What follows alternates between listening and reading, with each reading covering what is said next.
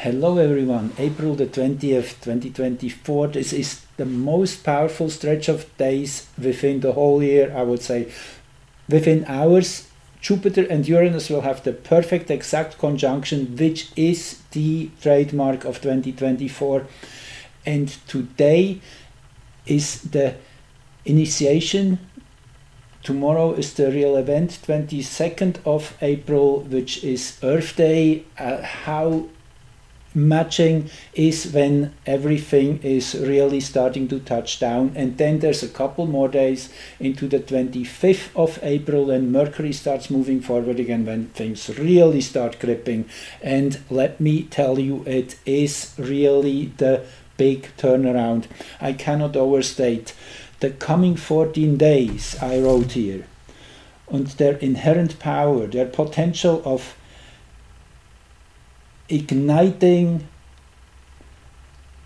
fundamental changes and course corrections, and their consequent immediate call to action, lightening the fuse for manifestations.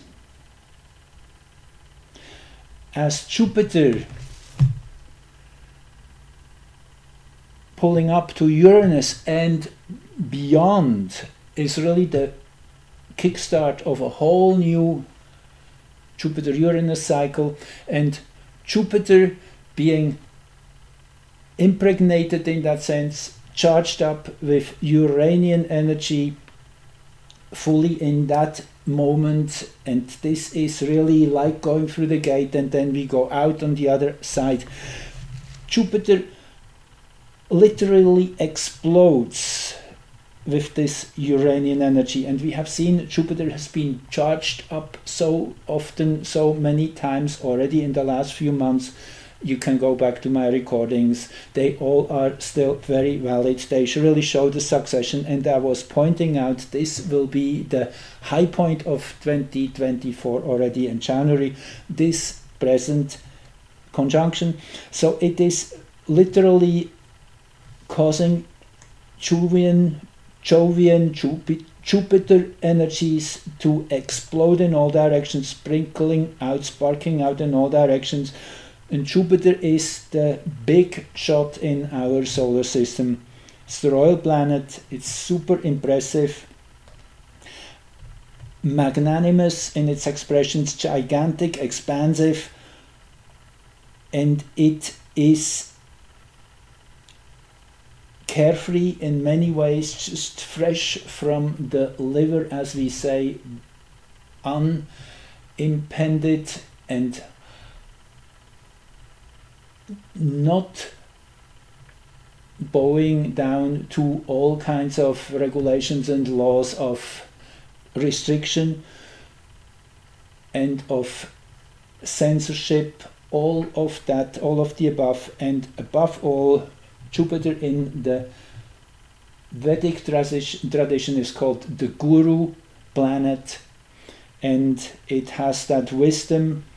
It is all-inclusive. It is really second to the Sun only in that sense. So Jupiter is a real big shot. Now today, and that's why I have this screen here to start you with, is a very powerful day to bring all this across. We had the eclipse April the 8th on 1 Aug. This was the loyal heart, the 13 days of the loyal heart, of really tuning into this loyalty and supporting what is good in this world. That's what this journey was the last 13 days, to really come to a clarity. Today is 13 Eek, that is the white cosmic wind. I'm posting, as always, these links all in the description under the video, so you can go back there. That's a great site to calculate any day, and also your birth date if you want to really get deeper into the Mayan calendar, because it's really, in my opinion, the most easiest way to understand the energies of every day in sequence. And then there's always repetitions, and you can start connecting dots and see how similar expressions are on similar signatures of days. So this is the cosmic wind, the last day of the 13 days, which is all about endurance and seeding and coming back home, coming full circle. Endurance is the big word. I endure in order to communicate, transcending breath. I seal the input of spirit. That is the wind's quality. It's the carrier of spirit. I seal the input of spirit with the cosmic tone of presence. I am guided by the power of death, which is Kimi, which is the energy which is open to something totally new, which understands there's cycles upon cycles, there's no end to anything. It only starts over, it only comes in on a higher level next time. Tomorrow then is that signature of 1 Akbal. That is when officially Jupiter and Uranus are meeting in the 0 time zone, 2:10 in the 2:26 in the morning. It will be, we get to that chart in a minute. Akbal, the blue magnetic night. This is the cycle of abundance and of really understanding the hugeness of existence, the depth, the profundity, really bringing us into contact with that huge underground, also the heart of the mountain, a beautiful name for it. It has that ability also to teach, to stand in the middle of the marketplace and emit this quality of silence, of reaching out beyond words. A very powerful day sign. I unify in order to dream, attracting intuition. I seal the input of abundance with the magnetic tone of purpose, number 1. And abundance, again, that's the main quality of the sign Akbal night. I am guided by my own power doubled, as all number 1, number 6 and number 11 days are in the cycle. They're always powered by itself, which makes it double strong. Anyway, I just wanted to get you started on that. Now, I already said quite a bit about this chart. I don't want to indulge too much, but I want to show you one thing I discovered. Look at this. Look at this. This was August 21st, 2017. The culmination of the solar eclipse. And what, well, first of all, here is the eclipse here. That was over Greenwich, again, the 0 meridian. That's where we are charting. 2850, 2852, that was the peak of the eclipse. Exactly the same degrees of the zodiac it is anchored in. And naturally, this is true for Greenwich, this is true for any and every location on this planet. It's exactly the same geometry. So these two events link in with each other. Now, let me tell you one thing about the 2017 eclipse, which you might remember or might not. 2 weeks after this eclipse, on September the 6th, to the September the 9th, right around full moon. As you see, an eclipse is naturally a new moon event. So 14 days later, the moon is here on the other side, bringing this eclipse energy to full flowering, in a way, to fully display it. And what did we have at the time? That was actually, you can go back into the archive of my videos. That was the first time I felt compelled to do a recording. There were 4 X-class flares within 4 days. This was kind of the final crescendo of the prior solar cycle 24. It was a wild time. 4 different X-flares, X2, X9, X1 and X8 between September the 6th and September the 10th. There was a very strong radiation storm.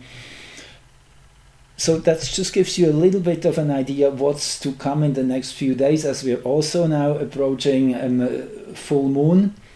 As you know, on the 25th, actually, or the 23rd already of April, just in 3 days, is full moon.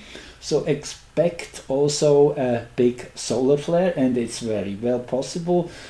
Sunspot 3639 and 3645 even more so are directly facing Earth, and there's a whole bunch of stuff going on the Sun. You can go to spaceweather.com and you will see the up-to-date latest information on the Sun, as I always do. This is my homepage on my computer, by the way. So there's some similarities going on there. Now, the really exciting event of tomorrow, when Jupiter and Uranus will have their exact conjunction, is that within less than an hour later,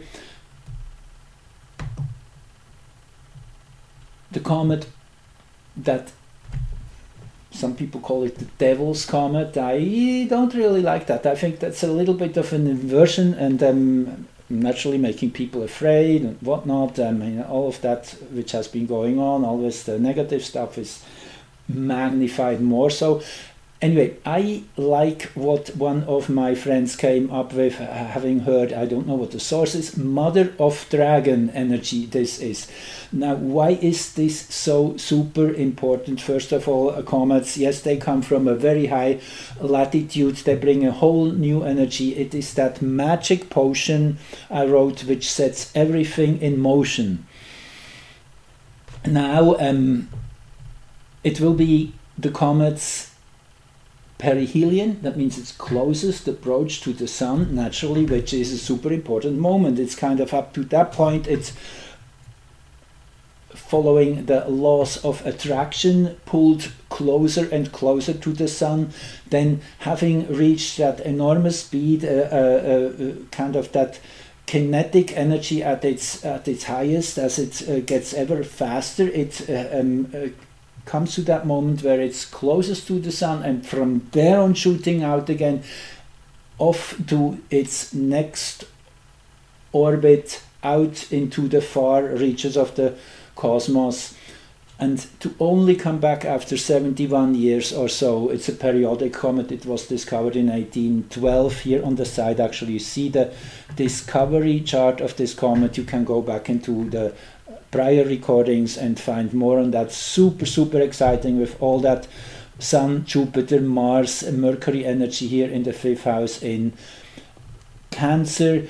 It has all the ingredients of a real fireworks energy.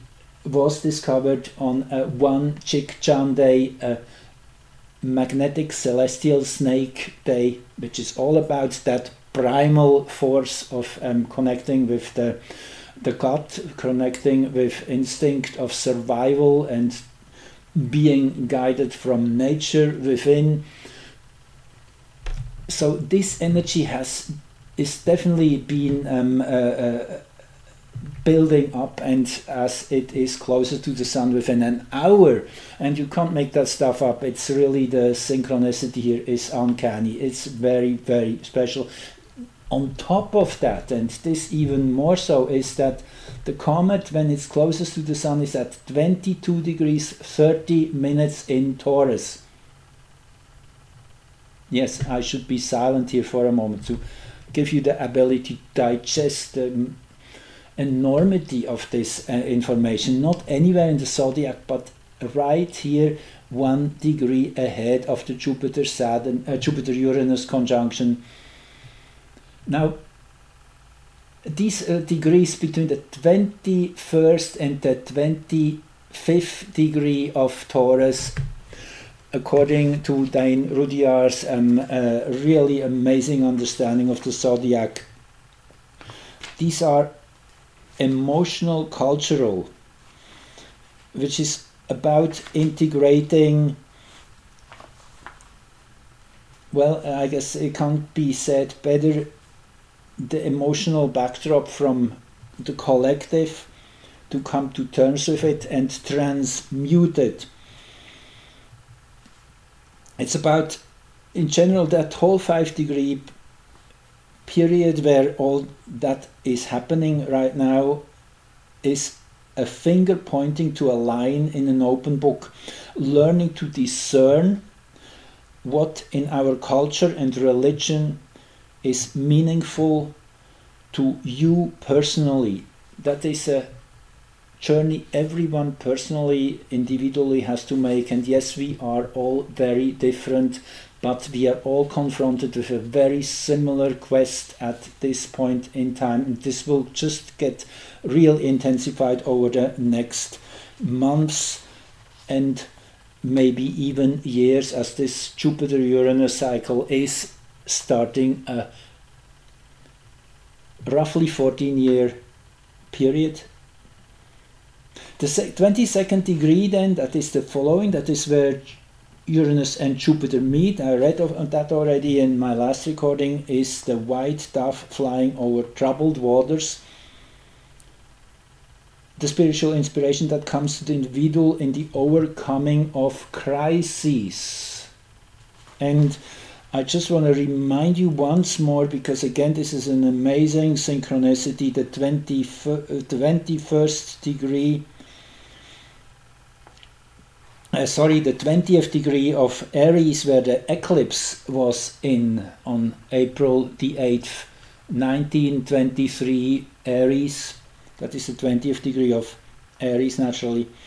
A young girl feeding birds in winter, overcoming crises through compassion. Can you see synchronicity there? Anyway, so we have the 22nd degree where Jupiter and Uranus meet. Now the 23rd degree, and here it gets really, really interesting. You see the Jupiter-Uranus, sorry, I keep saying it wrong. Jupiter-Uranus conjunction happened when the moon is void of course still in the last degree of Virgo. Very, very meaningful. It is really an integration of personal stuff which comes to a culmination to really wrap everything up, but also it has that wild card energy of a void of course moon. Anything, everything is possible. We do not know at this time. Everything is kind of in a state of, well, I guess the best way to say it, it's a right brain state, a right brain condition of, it's irrational in many ways, what one could say, how void of course moon often are. They cannot really be comprehended by our linear mind. They're multidimensional. And then as the comet is closest to the sun, guess what? It is at 001 Libra. I mean, this again, you can't make that stuff up. This is the beginning of the collective integration, and the 23rd degree, therefore, of Taurus, where the comet is at that time closest to the sun, is a jewelry shop filled with valuable gems. And the keynote is the social confirmation of natural excellence. Now this is really what everybody is getting at some level, that their contribution is extremely valuable. Everybody has a voice, and everybody is really given that direct connection to act on behalf of the whole of the collective. And if we come from purity, from our heart, from love, then anything and everything we are doing is the right thing. If it's spontaneous, if it's uncensored, direct interaction with reality. And at this point, naturally, it is all about taking a stand and really keeping up to our convictions, to our understanding of where things are. And it's naturally going towards civil disobedience. That's what is at stake these days. And you can go and protest, you can do whatever sit-ins, whatever, but the most effective way of civil disobedience is financial. Just think about that. I won't say much more of that, but what we spend our money on is what we are supporting or not. Okay, I will stop right here. I don't want to get into trouble, but you get the message. So it's the Mother of Dragon energy which is really being awakened here. Yes, the Mother of Dragon, that's the Comet's contribution. Is the Mother of Dragon is stepping in. The Mother of Dragon wakes up, wakes us all up. Interesting that Oracle Girl Jacqueline Hobbs, every few days she brings out another 20 minutes or so of deep insights. She calls it a reboot. Yes, you have to join voluntarily, and I'm not really allowed to share anything unless you have personally signed up. You can contribute something, you don't have to, but it is definitely, it must be your choice to go there and listen. But the theme of today's reboot was switchback.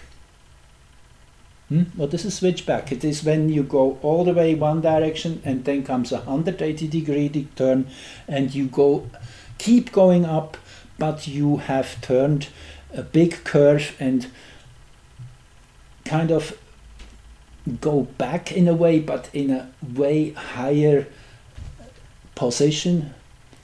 It's a major turning point, and naturally, this is what I have been saying all along. The April 21st Jupiter-Uranus conjunction is a big turning point. It is really this actualizing the energies of the solar eclipse, bringing them to full flowering, as I showed you, which the same thing which happened with the 2017 eclipse. It was around full moon when it really was firing up big time and being shared with the collective in a whole, in a much bigger way, in a much deeper way, much directly in its impact with the radiation storm and so forth, which shakes Earth's magnetic field and everyone's personal magnetic field in that sense, as we are all tuned in. So this is about to come. Stay tuned. We already had these amazing auroras in the southern hemisphere in the last few days. So definitely the sun is boiling right now. It's ready for some really big outpour, which will definitely happen. Jacqueline Hobbs further says, the programming of our new Earth body is kicking in. Okay, something has been silently building, crystallizing, and now is the time to get that fully in action and kicking in its expression. The wheels start gripping, I wrote. The bulldozer is set in motion, pushing what doesn't belong over the edge of flat Earth, I was thinking. Anyway, just a little joke. And well, okay, now let's get into the astrology a bit more. So we saw it is the, let's actually roll back for a little bit, because I found this again super interesting, the bigger context as always. So earlier today, the moon was farthest away from Earth at its apogee, which was here at 17 degrees 42 minutes in Virgo. Again, this is something you can find on the internet. I found a site where they give you the exact times through the whole, whatever, 20th and 21st century for every lunation. And you see Pluto's rising. Okay, this is the moment when the moon is farthest away from Earth.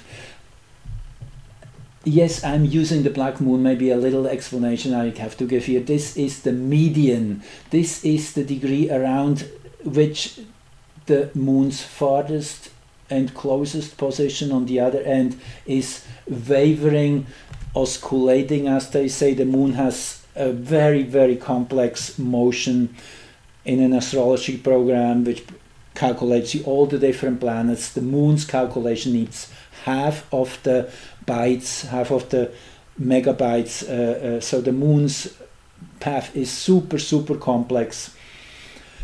anyway, it wavers around this central axis, but actually earlier today, when it was farthest away from Earth, it was exactly at that spot, and Pluto was rising. So this sets the tone that the next month will be very Plutonic.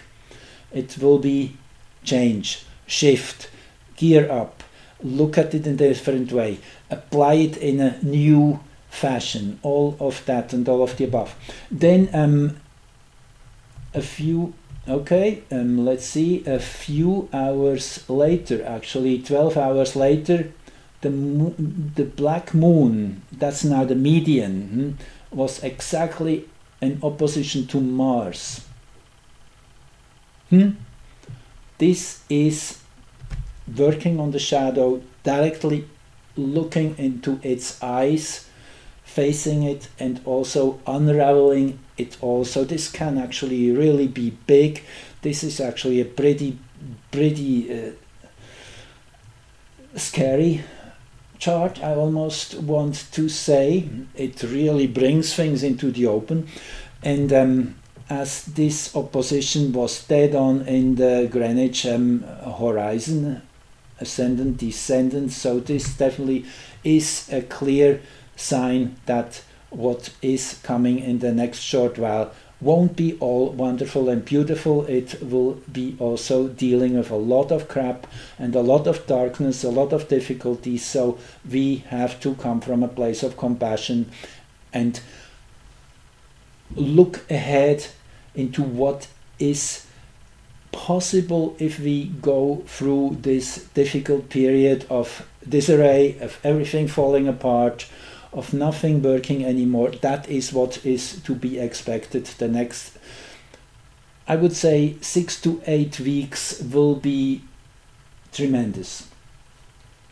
That is the rest of the time with the lunar north node still in hexagram 51, which is shock and thunder, I guess, certainly into the 10th of May or so, 12th of May, around that time, this energy is still fully active.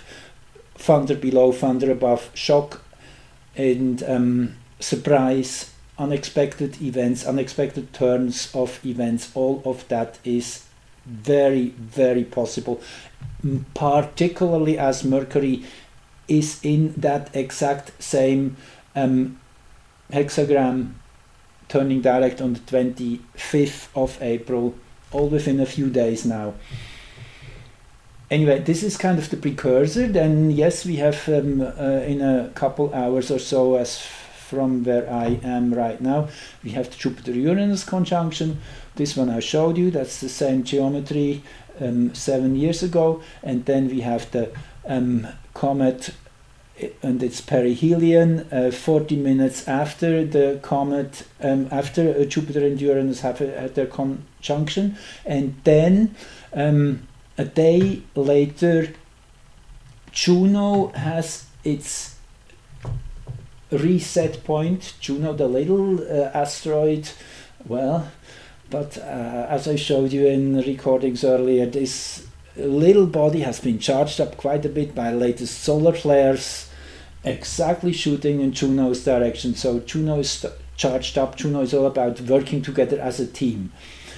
That's the core theme here of teaming up, closing shoulders, understanding we have to work together in order to get something accomplished. It is also the new Earth charts, July 4th, 1776, Juno, Chiron return. Okay, is it here? Let's see. Did I bring, I guess I missed on that chart, maybe it's down here, no, I missed on that chart, but I mentioned it in my other one already. So at 0, the moon with the moon at 001 is when the comet is closest, and at 011, so this is just within half an hour or less of the comet having its closest approach to the Sun, the first of 3 Chiron returns in the new Earth chart, totally linking into that Chiron Sun conjunction total solar eclipse. So it is all about facing what is wrong. That is the key, the core theme of any Chiron connection. It really pulls us to look at what is wrong, and therefore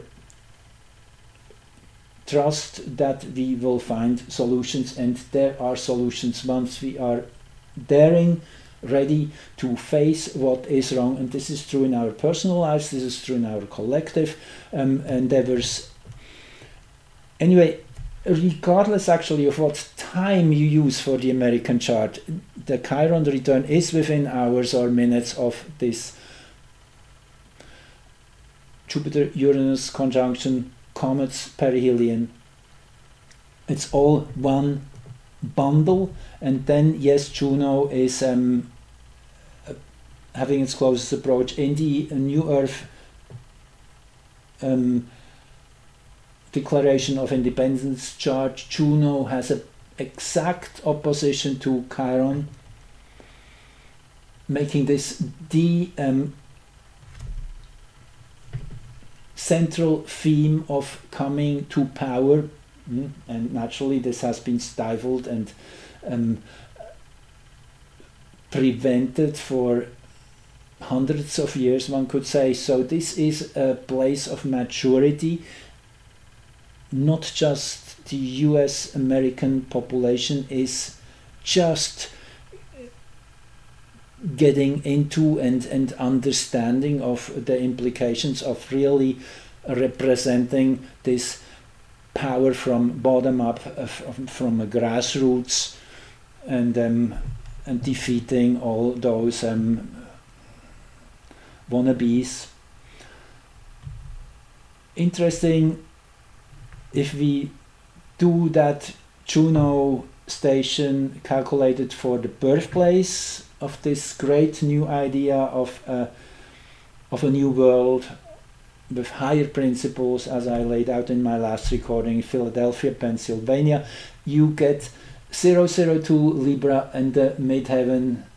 Can you see the connection there? The comet, the moon at 001. And I just want to show you this other one I discovered. This is when you, in the inner wheel here, you have the midpoint between that New World chart for Philadelphia, Pennsylvania, and the Juno station as of, actually this is the 21st still in Washington DC. For Washington DC, the standing capital of the United States, if you do the midpoint, kind of the where they meet, where these two energies meet, then you get a midpoint of 005 Libra versus Juno in real time on the 21st at 10:58 p.m. with midheaven at 002. There's a perfect match. Again, this kind of speaks for the time Rudyard is using for the ascendant of 13 degrees and 13 minutes of Sag. Again, this is really, really very special.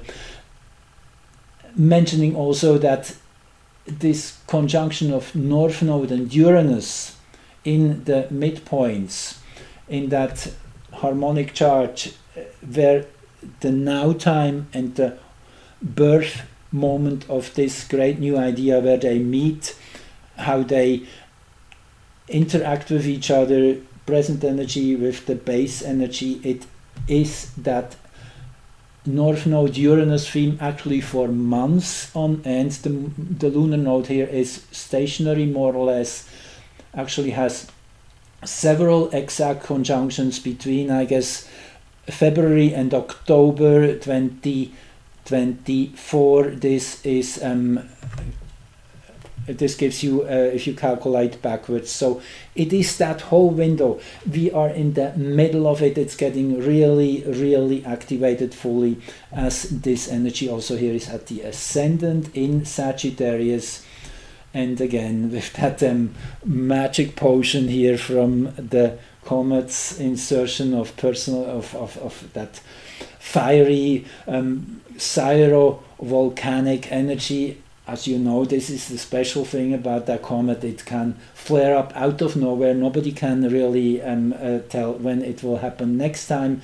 It has that impulsiveness, that unpredictable nature, and this is exactly what we see coming here and manifesting itself through the population. There will be some really unexpected moves and changes nobody even saw coming. Just a little more here, very fast. I want to scan through. This is when the black moon enters hexagram 6, which is friction, which is when the moon comes out of that phase of hexagram 47. Where is it here? 20, here it is. So hexagram 47, it was in for the past few weeks, still is in for a couple more days, which is exhaustion. This was really the time where we were pushed to the brink and realizing, yes, there's really only one way. We have to face what is not right, which is wrong, and that is then when the facing seriously also starts with taking this energy into focus and starting to truly question it. Conflict is a harsh energy. It is all about doing the right thing, very interactive. And I mean, as you can see again, the 22nd, 23rd degree of Scorpio Taurus here. Actually, the 23rd degree it is this time. It's the same degree where the comet is closest to the sun. So again, a repetition, a doubling up, and then a day or two later, Mercury will be exactly at its turning point, turning back direct, which is really the finalization of all that energy, and where you have here the moon in the 24th degree of Scorpio this time, but in that same axis, opposing Jupiter and Uranus, both opposing the comet, which is probably just a little bit ahead then by then. And the moon definitely is the one which is most directly resonating with what's expressing here on planet Earth, being the main emotional theme of the coming 4 months, which is what one Mercury cycle stands for. So now you're probably really curious. So it says at the 24th degree of Scorpio, after having heard an inspired individual deliver his sermon on the Mount, crowds are returning home. Keynote: the need to incorporate inspiring experiences and teachings into everyday living. Okay, yes, whatever has been brought our way, giving us as something to chew on, now is the time to integrate it into our behavior, into our lives, into our actions. The challenge to transformation is the key line here. Anyway, I guess that's a lot for you to chew on. I will stop right now and here and wish you a wonderful time, a great ride. Be in your power. It's worth it. Nothing can go wrong anymore at this point. The more you are embracing your personal power and expressing it, the more we are moving faster and faster in the right direction towards New Earth, towards a wonderful future. Thank you for being here. I love you all. Bye-bye.